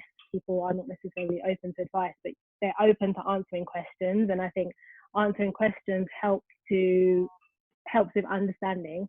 And you can do that with yourself, and you can do that with others. I think that's it's a unthreatening way of helping people to start to unpack where ideas, where feelings, where thoughts come from. So, and of course, I totally support that everybody goes and sees a psychologist. I'll just put that in there. So yeah, I totally agree. You're muted, Shiv. Okay, here we go. So just throw something in there, even at a simpler level. Do you find that you males? Do you have more males or females? Number 0.1. Me? Yes. Yeah. I 100% see a lot more females. Okay. A lot more. Yeah. That initial interaction with a male, do you think they find it harder to speak to you, or is it? Yeah, that's a really good question. Yeah, I think they can, and I think what I've been trained to do is almost name that, so not leave that as the elephant in the room. Almost identify all the things that are already happening in the therapy room. So saying stuff like, oh, but I'm aware that I'm a woman, and you're a man. Just naming some of the potential differences. So sometimes, like if it's a white man, I will say like, I'm a black woman and you're a white man, and that might make it harder for you to talk to me about things. So yeah, you're completely right. But I almost validate it and almost give permission to speak, and almost reassure that you're not going to be judged, or it's not going to affect, because that's some of the ideas that might be there. They might not be there, but I think it's important to name some of the potential barriers, because it helps it helps with the idea that there'll be assumptions about how the interaction is going to go. So yeah, and how I might respond. So you're almost giving them reassurance that actually you might be worried, but I understand what's happening here, and that's not what's going to happen. So yeah. I think the reality is, men are speaking from as a man. Men are kind of the last ones to admit that they need help within themselves. They kind of tend to be the general man doesn't want to ask for help. Whether it comes to PT, whether it comes to therapy, when it comes to everything, because they've been told that they have to be quite self-sufficient. First thing they have to identify is, can they deal with what's going on? Can they deal with their emotions? Can they identify where it's come from? And are they able to deal with that themselves, or do they need help? So I think to break it down, they first have to self-reflect. For everybody, everyone has to self-reflect. Men more so now, because they are ones who probably do it a little bit less. They tend to be quicker to act than to think about everything that's going on. You know, you see it all the time, you know, whether it's kids misbehaving, etc. it'll take a lot for them to actually say what's causing them to behave in that way, and they'll quicker just act on it. So it's first reflecting on yourself, I guess. Paul, you were going to say something? I think part of my, part of my role when I do coaching as well, and sometimes, and it's 16, 17, 18, 19-year-olds that I coach, and one of the things that I found quite interesting, similar to Kezia, is that, and it bears out what Ricardo was saying, was that I think oftentimes especially when they give me young guys that come in, it takes time to give the space to some of the barriers to come down. And so, but the same token, I noticed that the breakthrough, when those barriers occur, those breakthroughs are often quicker. So, for example, it might take, out of a 10-week session, it might take 8 weeks for the barrier to come down. But from the moment the barrier comes down and they begin to reflect and they start to make sense of stuff, then they run to what Ricardo was talking about, which is then they start acting. Sometimes it's the once I'm in kind of mindset that kicks off. Whereas some of the females, when I coach them, they might get it quicker, but their processing takes longer. They will go through weeks sometimes of staying in the same place and wrestling with it and arguing with it and so on. And so I think some of that kind of just helps people understand that even if you don't do, like Gail is saying, the therapy, which, is key when you start getting older, but at least be able to find the person that can help you make sense of some of your experiences and challenge it. That's the important part, and challenge it. Because otherwise you'll talk to your boys or you'll talk to your girlfriends and you'll stay exactly where you are, which is what we've all experienced and probably know. But actually, if you want somebody to help you to see things differently or really challenge your perception, maybe have to look for that person that really does challenge your thinking and pushes your mind. Being open to the fact that there are multiple truths out there, and you can explore some of them safely. I think what Paul's talking about is that accountability. And I'm not going to go from an adult or a coaching perspective. I want to go from a child's perspective. I recognize that there are a lot of broken adults walking about the earth, even raising children. And so what I'm trying to do is be intentional about raising children that are whole. And especially I remember when I found out I was pregnant with a boy, I just thought, oh gosh, I don't know what to do with a boy. I don't have a lot of men in my family. As I said, we're predominantly women in the family. Everyone has girls. But then, so what I find I do with my children now, and again, this is something I intentionally do, and God knows I haven't really got patience, but I will force myself to do this. If they're crying, like really, I just want to say, oh, please stop. But no, I will force myself to be like, okay, when you finish crying, come and talk to me. Or I will sit there and hold them and now talk. Tell me what's going on. And we'll go through that process. And I will do it especially with my son, because I want him to I will always tell him, don't just cry, talk. You can talk. So don't just cry. And so, I will have these conversations for him to start to go through his feelings and be able to develop that. I think it's exercising that muscle, be able to articulate himself, so that then one day, if he becomes someone's husband, he's not having to put up this, this stonewalling kind of thing. He doesn't have to do that, because he's gotten into the habit of expressing himself from a young age. Even with my daughter, this morning, I called her and this kid shouted at me. She said, "Oh, mama." I said, "Excuse me." And so now instinctively, I can't remember who was talking about discipline. I think it was Simone. Instinctively, I'm like, who the hell are you talking? That's what I'm thinking in my head. Like, who the hell are you talking to? Yeah, you only came here the other day. I decided not to do that. It took every ounce of strength because I wanted to run up them stairs after her. But I said nothing. I waited until she came back down. And she said, yes, mummy. And I told her, no, I don't really want to talk right now because you've actually upset me. And then later, not too long, literally, she went into the living room, sat down, and I was at the kitchen washing the dishes, and I got a text. They got iPad, they're on FaceTime, whatever. So she texted me, and she apologized. I won't read it out word for word, but she said, sorry, mummy.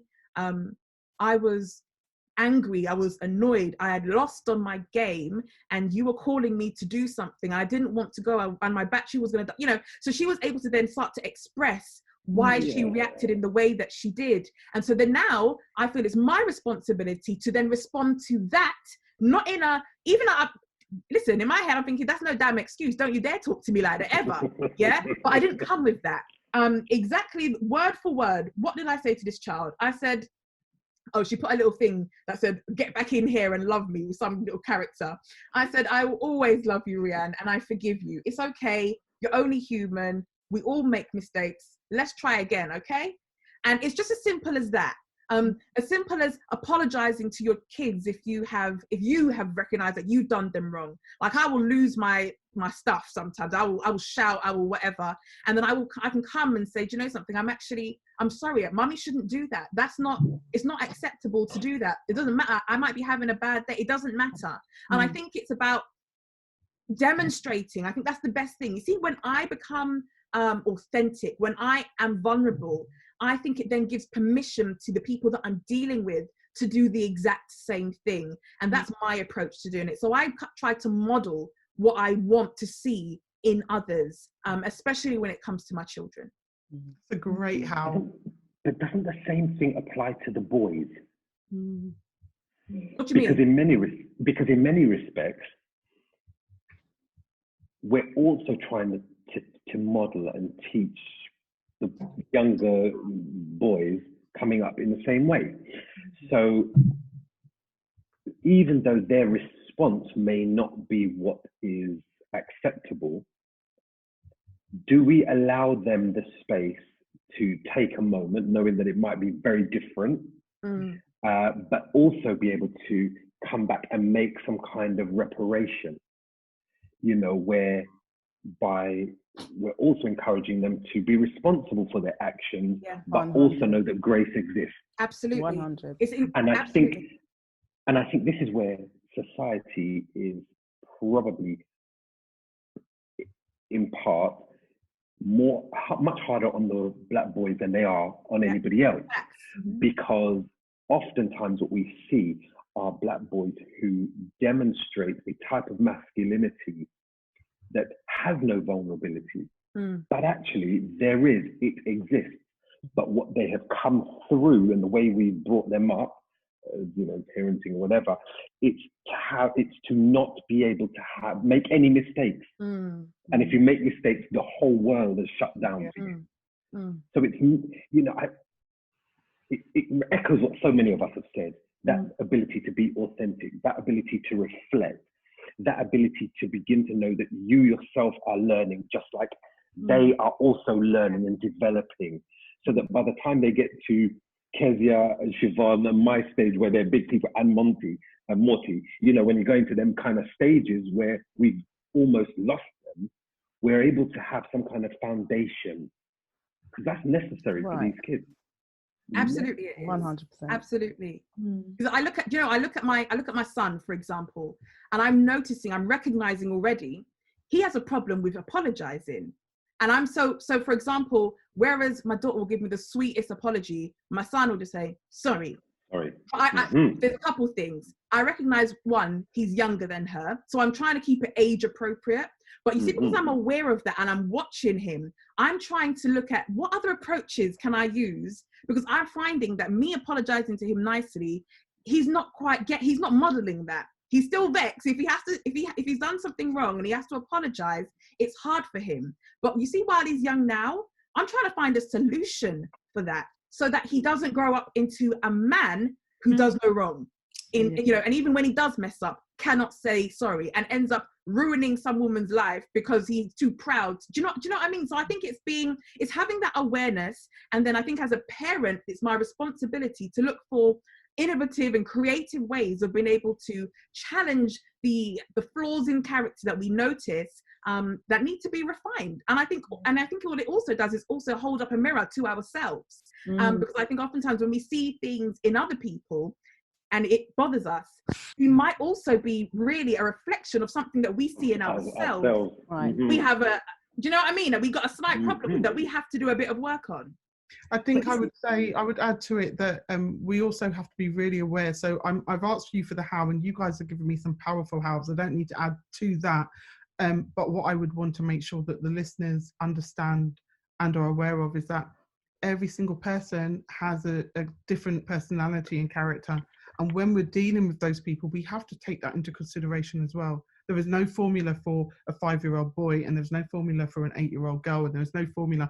While there are definitely things that are we can use in those situations because it's age appropriate, like you were saying, Naomi, actually, I'm different to my twin sister who might have had the same upbringing, the same experiences, the same everything, but because actually I'm more of an empath and she's more of a tomboy, we're going to be different. So we have to also approach people in the way that they are. We have to what's the word I'm looking for? Respect who they are as characters and people as well. Can I also just add something that just touching on from what both of you said? I think because the reason why we've got to this point is because the cycle has just continued. People, they've grown their children like that, so they've grown their children like that. They've been in church like that, and for years and years and years and years, that's why that's why these general gender roles have continued to be the same, because nobody has challenged it. Nobody has said, seen in their children, like you've done, Naomi, there's something here. It's also maybe there's I need to work on something in me so I can support my child so they can be the best version of themselves. But because people haven't been doing that, because people haven't been saying, oh, this is not right. What can I do in myself? So that's why the cycle continues. So it's really refreshing to hear like this kind of discussion, and exactly what you said, Naomi, about what can I change so I can support my young son so he can be a better for somebody else, and then his children are going to be even better. They're going to understand and be able to be vulnerable and be honest about who they are. So thanks, guys. I appreciate the... Sorry, can I just say? So really, it's about seeking to deconstruct your own journey and where you are and what you came with, and then making an intentional decision about how you will do it to demonstrate. Because I think if not, we begin to treat people in very broad terms, when really it's about the specifics of it. You know, who am I? What do I bring? Who do I want to be? And then by the time we get to Naomi, where we're bringing up kids, what do I want my kids to be like? You know, I think about my niece. You know, when we're bringing her up, well, we already knew that we were going to bring up like my dad brought us up, which is in part not giving a damn who people are. We grew up with black friends, white friends, Asian friends, blah, blah, blah. My dad didn't care, and that's the same way that we were brought up. We've now wanted to push it a step further. So we're like to my niece, yeah, we'll go to Pride and we'll go to the Asian Mela. And so we will expose her to all of these different ways of living and saying that actually, at its very basic level, we're teaching you about respect, respecting difference, respecting other people, because that's how we want her to grow up. If we don't do that, all we're doing is just repeating the same thing that we were brought up with and giving it to her. And the world is fundamentally different. You know, black people get killed for jogging. Like, it's stupid. The world has gone to a next level. And I think we've got to adopt an approach that makes sense for our society and how we're living. So thanks, guys. I appreciate... Simone had something. No, we're coming back in a second.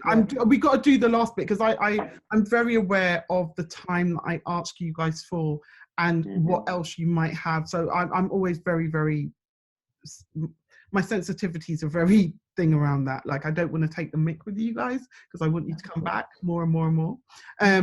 But what I will say is, I want to ask you, we're asking people to look inwardly and address their own vulnerabilities, and to kind of figure out who they are, why they are, what they are, and then figure out how to move forward.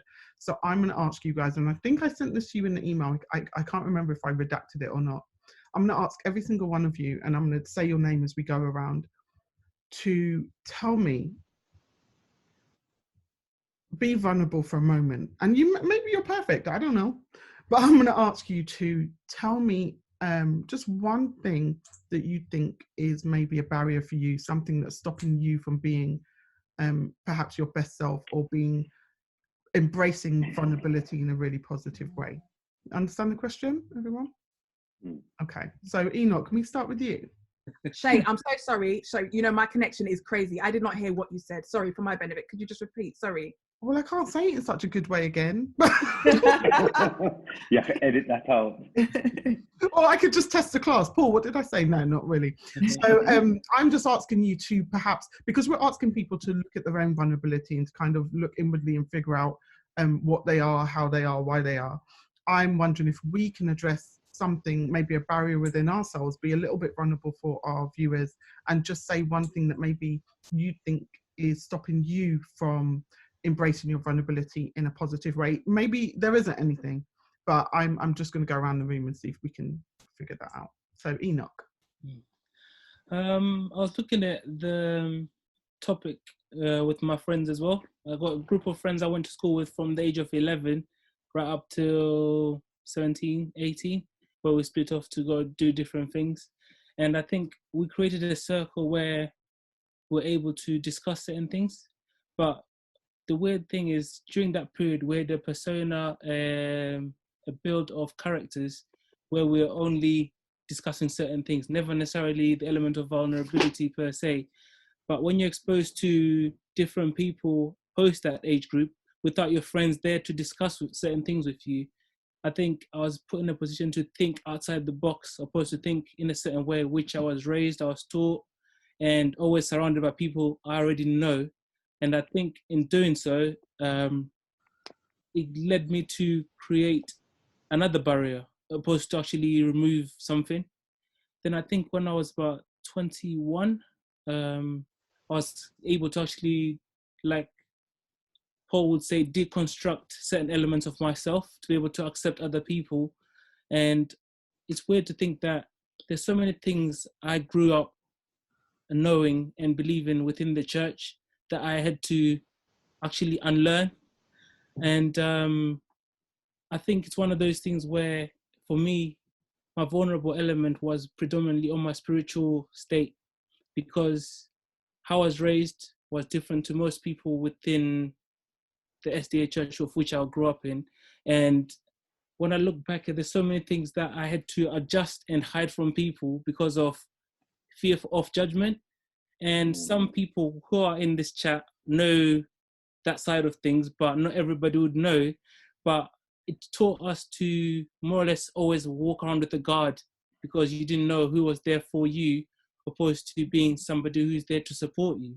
So as you grow, you realize that there's some people who are always there for you, but you don't realize that they were there until you look back and reflect and think, wait, this person was always there for me and always will be. And sometimes it's like, when you're trying to address your own vulnerability, you start realizing that you actually build walls against the people who are there for you in the first place. And then you realize, actually, why did I do that? And you actually fail to find the reasons to do so, until obviously you actually look at yourself in the mirror and say, wait, it's your own self-fear that's made you build walls that nobody can come through. Okay. And I think, like we were discussing, upbringing is important in terms of how we address the element of vulnerability, because for the last 40 odd years, technology and access to certain things has made a massive difference to how we communicate, how we are perceived, and how we also portray ourselves. Because when you look on Instagram or Twitter, the people you see are the people they want you to see. But the reality is, majority of who we are, nobody knows unless you actually portray yourself 100% on social media and in person. But like we were discussing before, the element of saying, actually, I don't feel safe to reveal myself in this particular space leaves a lot of people thinking, okay, so where can I be myself? But I think it's one of those where to be yourself, you have to actually look in the mirror a lot more than you think. So your barrier would be perhaps, well, or at least once, was looking in the mirror, being able to be honest. Yeah. Because I think it's one of those where you just sit back and think, okay, the mirror is there, but I'm not able to actually see what I need to see.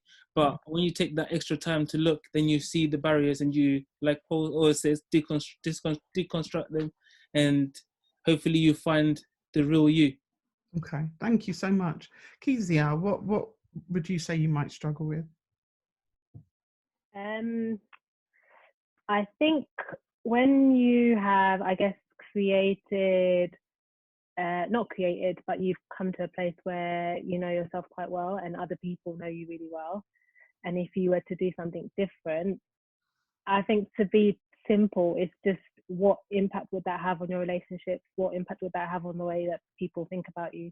And the risk that it could be more negative than the impression that they already have. I don't think there's anything more that would stop me, but other than the risk that it would have a negative impact on my relationships. Yeah. Thank you so much. Shach? I would say that I was raised in a way that I was required to be perfect. And so over time, that has kind of manifested itself in a way that if there was a sort of an attack on my character, or something that I perceived as an attack on my character, I'll be there with the immediate defense to just kind of say, oh, no, I'm not like that. You know, constantly trying to correct. And the current space I'm in now is learning to listen and to not come with the immediate correction, and to, you know, accept what is being said, listen, and allow certain things to pass through, even if I disagree, but not always being in that place where I have to constantly react as well. Yeah, I'll leave it at that, I'd say. I love that. Thank you. Ricardo? Oh, you're muted. Was Charlene talking to you? No.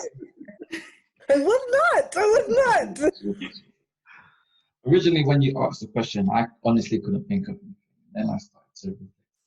And one of my personal barriers is that I am in a safe space. I have created my safe space. And now I think it's fear of getting out of that space. It's fear of expanding that space. I think because I do feel safe, it's harder to make myself uncomfortable.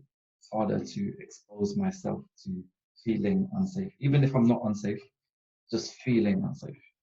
And another thing that I find is a barrier for myself is, as much as I'm very much aware of emotions, I can identify, I can openly express, but I find it hard to display emotion. That's just me as a character. Like, I've always been like that. We'll say after a certain period, so after my dad passed away when I was 16, ever since then I've always found it hard to actually display emotion. I can just express it. That's all I can do. So I think that's kind of my barrier. Yeah, thank you so much. Shah? It's quite interesting. I think my barrier is knowing myself. And I would say that up until probably about 28, I knew who I was. And then I found out some information that kind of shifted my whole idea of who I thought I was. And I think since then, I've been trying to build up again who I am, if that makes sense, without having all the relevant information to be able to know like my biological makeup. And I think that definitely has caused a barrier, because I thought I knew exactly who I was. I thought I knew, you know, where I was going and everything like that. And then, yeah, this really kind of put a spanner in the works. And that definitely has made me not able to be so vulnerable in certain situations with certain people, because now I'm like, well, actually, I don't know who I am anymore. That's a big one. Thank you so much. Morty? So my one, I guess, being honest, is I don't really trust people, to be honest. be blunt. My mum used to do memory verses and stuff. The one I would stick with me is "The arms of flesh will fail you."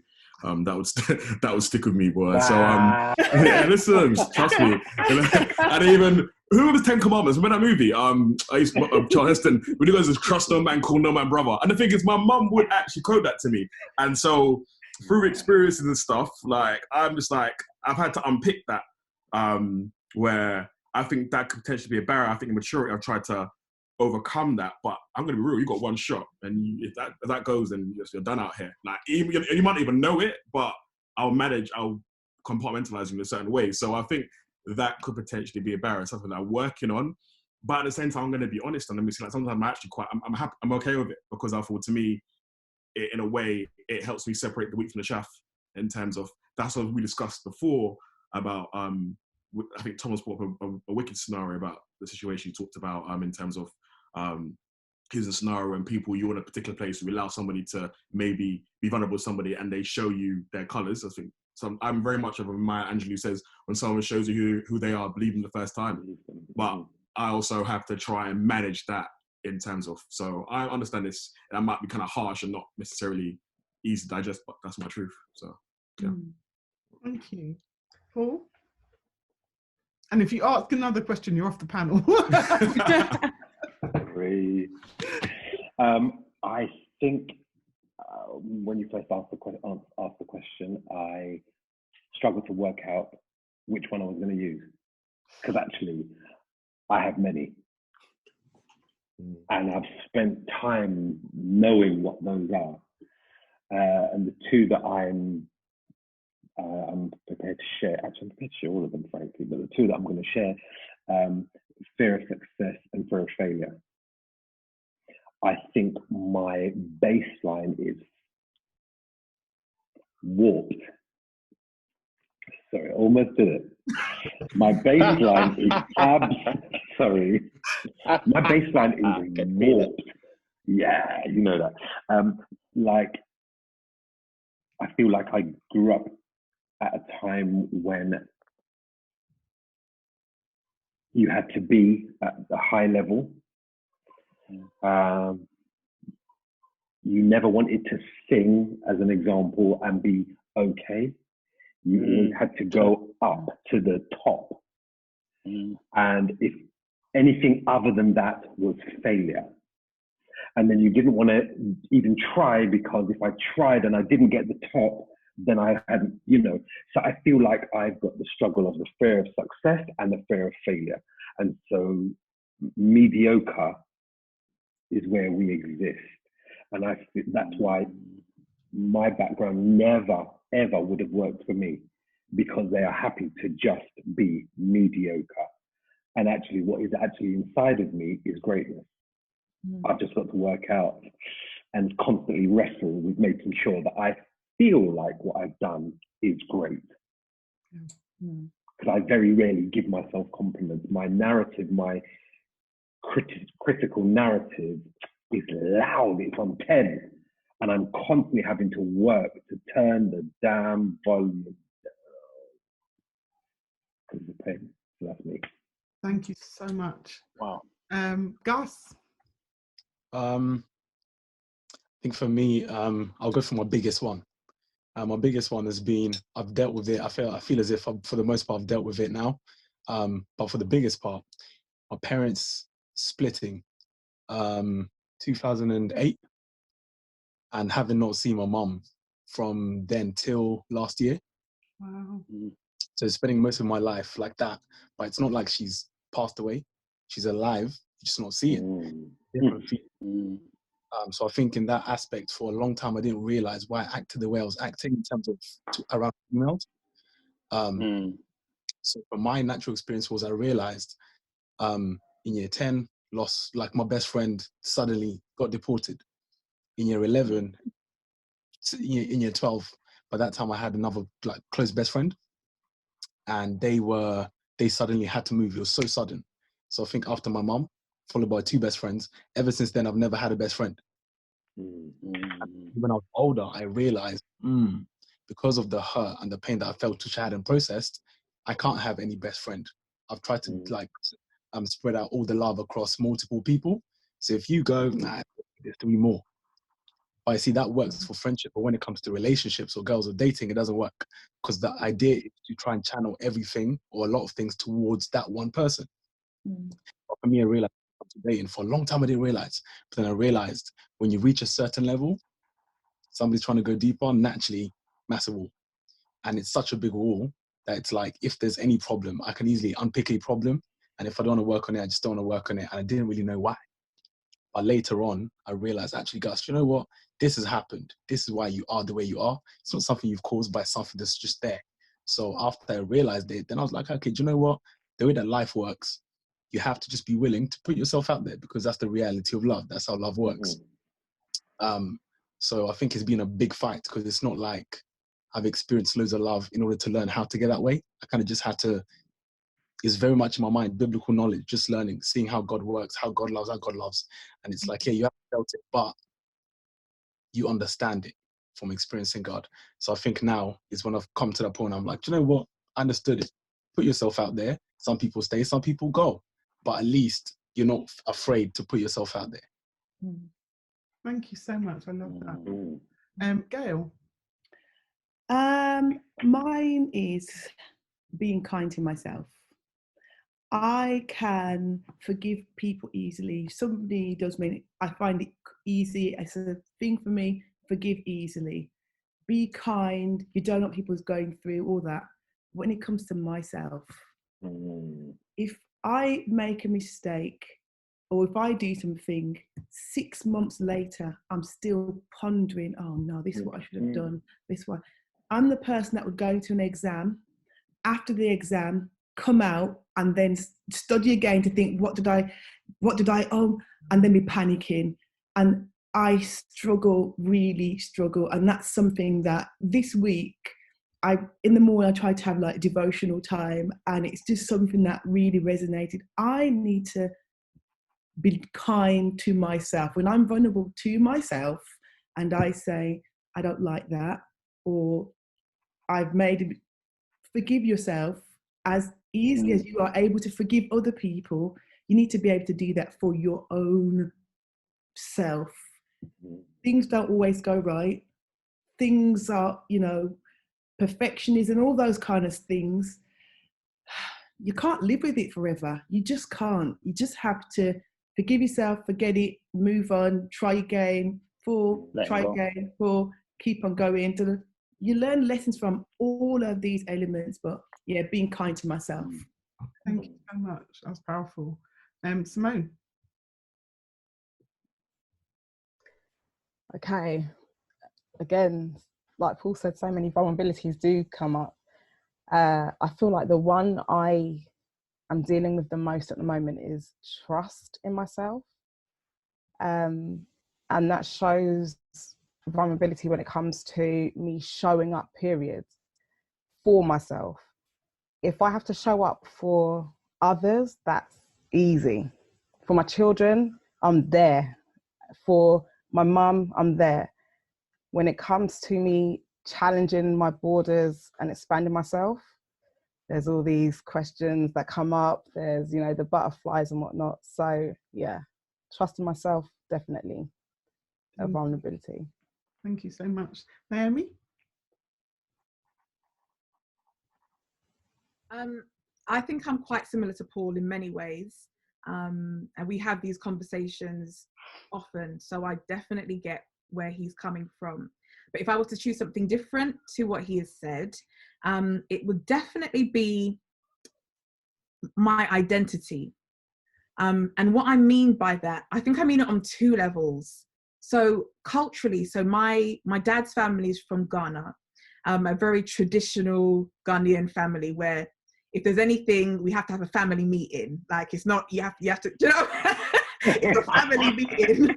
When I was pregnant with baby number one, I was summoned to my granddad's house. It was like I had to have a meeting. Wow. The things that he cared about, it was just so crazy to me. I almost laughed, but it was, so it's always about, that comes from protecting the family name and what people think about us. So that's culturally. Then it's compounded by my dad's job, which was obviously a huge part of I was born into this. I think I said it on the last roundtable we did, or maybe when it was me and you one-on-one, Shae. The first place I lived when I was born was Newbold. So I've been in this since birth, and I have struggled as a result of that to have my own identity. Therefore, my limiting issue, let's call it, is the fear of what other people may think. And it's something that I then challenge I try to challenge every day. It's one of the reasons even why, for example, my brand name is not my real name. It's Naomi Empowers. And I guess subconsciously, I'm trying to distance myself to make you understand that's his job or that's her job, but that's nothing to do with my path. And so, so that prevents, or that becomes a hindrance or an obstacle on my path to vulnerability, because my question is, well, when you look at me, who are you seeing? Are you seeing Naomi, the pastor's daughter? Are you seeing Naomi, the president's daughter? Are you seeing Naomi, the head teacher's daughter? Or are you seeing just Naomi? And there's not many people in, that's not true. The people who are in my life, as in the people who are my people, I know that they see me for who I am. But very generally speaking, even now, I'm an adult, I've got my own children, but you still see me as Pastor Osei's daughter. When I go certain places within, the Adventist community, that is how I'm introduced. And so there is this thing in the back of my head always, what are they gonna think of me? And then in turn, what are you gonna think of my dad? So for example, I am, I'm pastor's daughter. I have 2 children. I'm not married. Naturally, I want to now stay away. Not because I feel embarrassed, because no, I'm very proud of my children. And Paul will tell you, when I was pregnant, I would walk into church with the tightest dress around my bum. I was happy. Do you know what I mean? I don't care. But there would be this niggling thing like, oh, I hate to think that you are judging my dad in a certain way, even though I was pregnant as an adult, not even living under his roof. But somehow it's always, oh, well, if the pastor can't control his own family, then how can he be leading the church? It's that type of nonsense. So that often causes me to have certain challenges with showing up as my authentic self because of what other people may think. However, I'm also a rebel. So because I think that you might feel that way, I will then show up even more. So maybe I might even go a bit over the top, so that you know that I am not prepared to be bound by your perception. So that's what it would be for me. My vulnerability comes from the fear of what other people might think. And I refuse to be a prisoner of someone else's thoughts. Can't do it. Hello. Yes. Come on. Finally, before I tell you what my vulnerability is, Siobhan.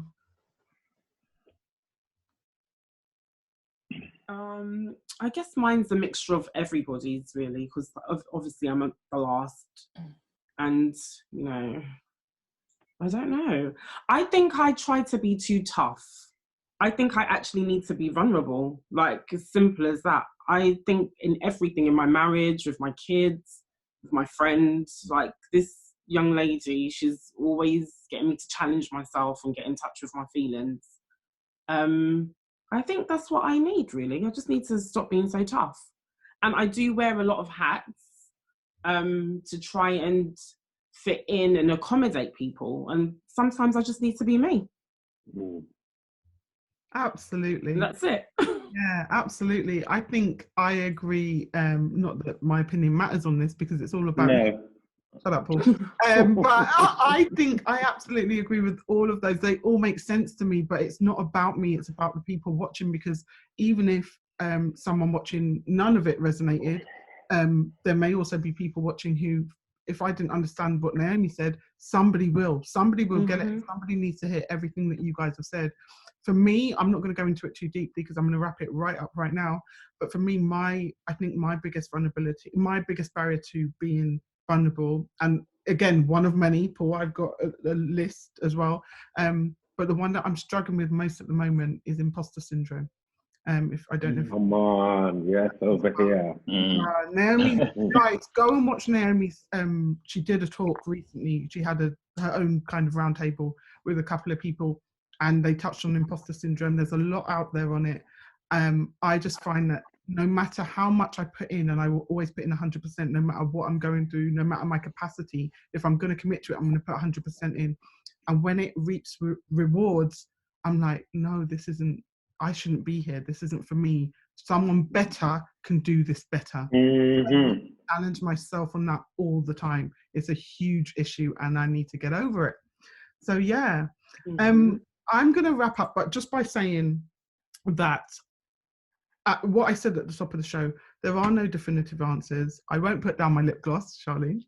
There are no definitive answers in any of this. It's a conversation that we've just kicked off. We probably haven't touched on so many elements, but let's continue the conversation. I would love you all, as I said, to continue in your networks, having conversations with people. I'm happy to promote it, do whatever I've got to do. I appreciate the time that you lot have given for this, and I know that the viewers do, and they will. Just quickly, literally, please, literally, just your handle. Starting with Siobhan, Naomi, and I'll go around. Where can people find you? So Siobhan, where can people find if they wanted to find out more? You need to skip me. I'm not on any form of social media. I'm sorry. She don't like people. She don't like them. Naomi. Oh, you're muted. Sorry.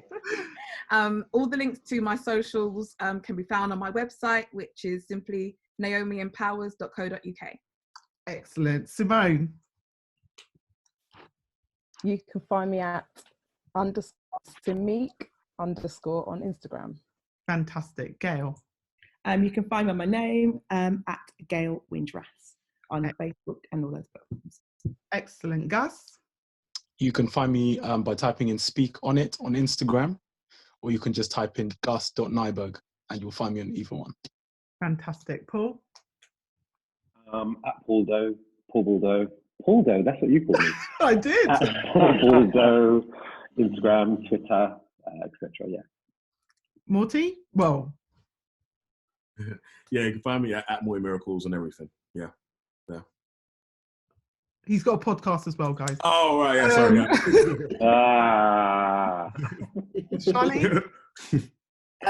You can have a look at my blog, The Peanut Butter Philosopher, where we talk about all things peanut butter related. No, joking. It's about my life as a teacher with peanut butter. Fantastic. Ricardo? You can find me on Ricardo Lifting on YouTube channel, and then on Instagram. Mish, Shach. You can find me at wrong hand, Shach 7. Instagram. Fantastic. Kezia? Unless you don't want, you're muted, but unless you don't want people to find you. I don't want my patients to find me, but it's Kezia _Lee on Twitter. Okay. And Enoch, I think that we skipped Enoch for a reason. Right. You can find me, wrong hand as well, Shach, at Shakespeare. Just type in Shakespeare or Shae Eccleston. You can find me everywhere. All that's left for me to do is thank you to my whole roundtable, to my whole panel.